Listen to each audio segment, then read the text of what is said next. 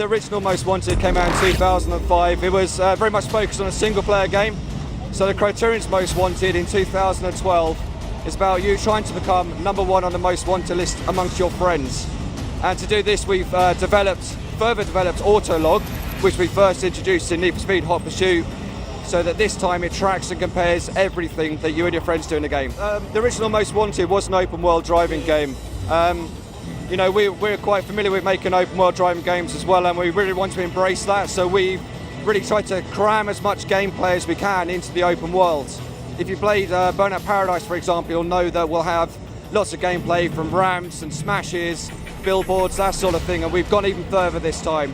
So we've filled out the world with speed cameras, where we're going to see what speed you can get clocked on, giant jumps, so we're going to compare the distances you travel over those with your friends.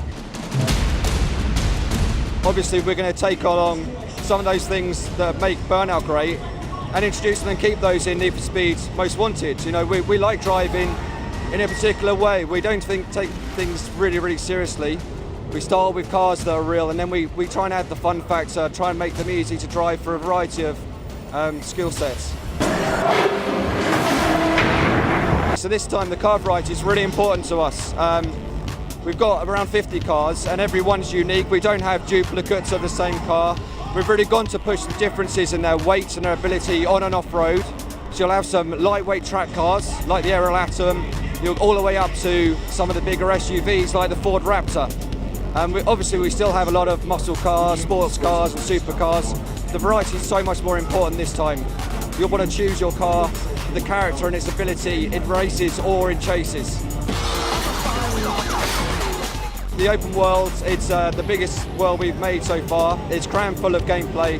We have a downtown area, which is like a city shopping centre area. We'll have industrial areas like power plants.